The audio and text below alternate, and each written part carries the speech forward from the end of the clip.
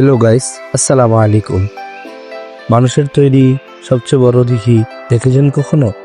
না দেখে থাকলে আজ আমি আপনাদেরকে এই ভিডিওর মাধ্যমে দেখাতে যাচ্ছি বাংলাদেশের সবচেয়ে বড় দিঘি, যা মানুষের তৈরি।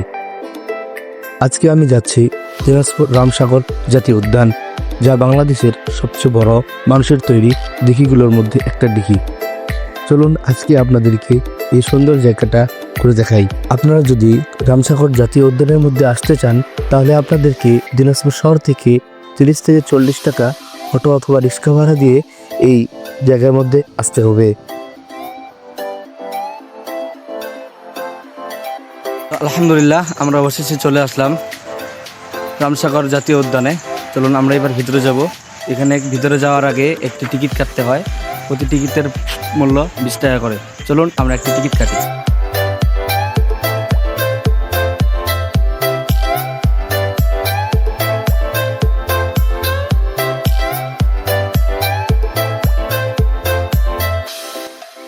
আমরা চলে আসলাম রামসাগরের ভিতরের দিকে 20 টাকা টিকিট কেটে।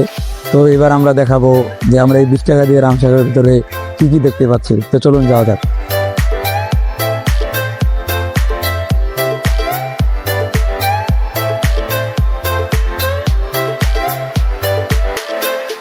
ভিতরে ঢুকে দেখতে পেলাম 12 দুয়ারি লোকতরী খেলাঘর।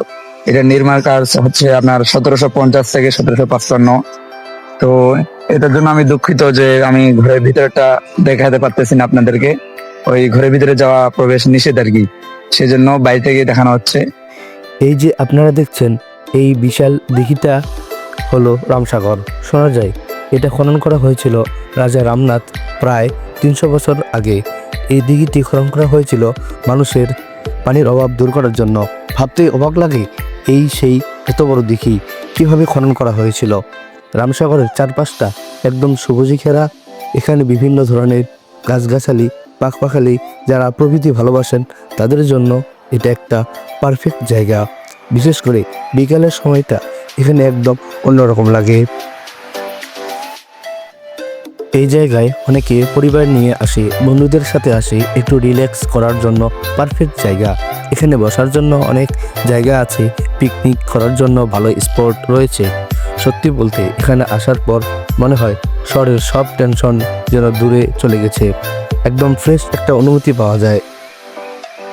আপনারা যারা দূর থেকে আসবেন এবং কি বাইরের দেশ থেকে আসবেন এই রামসাগর দেখার জন্য, তো আপনারা এখানে রাতে থাকার জন্য এবং বিশ্রাম নেওয়ার জন্য এই ঘরগুলো ভাড়া নিতে পারেন। এই ঘরগুলো হচ্ছে আপনার নন এসি 1500 টাকা, এসি 2000 টাকা। তো বন্ধুরা, যদি কখনো দিনাজপুরে আসেন তাহলে অবশ্যই রামসাগর জাতীয় উদ্যান ঘুরে যাবেন। তো আমরা দেখতে দেখতে শেষ প্রান্তে চলে আসলাম। তো এখানে আসে একটা ভাইয়ের দেখা পাই, বড় ভাই হবে। তো আমি ভাইকে কিছু এখানকার সম্পর্কে জানতে চাইবো। তো ভাই, আপনি এখানে কত বছর ধরে আছেন? আসি প্রায় 25 বছর থেকে আসি আমরা এখানে। আমার বাসা এখানে। আমরা জীবিত যাবতীয় ভ্যান চালাই এবং চটপটি ফুচকার দোকান আছে আমার এখানে। আসলে রামসাগর পুরনো জিনিস তো বহুত কিছু আছে। এই রামসাগরের পানির মাঝখানে একটা মন্দির আছে ছোট্ট, আমরা যেটা শুনে আসতেছি আমাদের দাদা নানা নানিদের কাছ থেকে। অবশ্যই আপনারা রামসাগরের জন্য আসবেন, রামসাগর দেখতে আসবেন। আমার ছোট ভাইরা আসছে দেখার জন্য। আশা করি আপনাদের আমার ছোট ভাইয়ের চ্যানেলটাকে সাপোর্ট দিবেন এবং লাইক করবেন।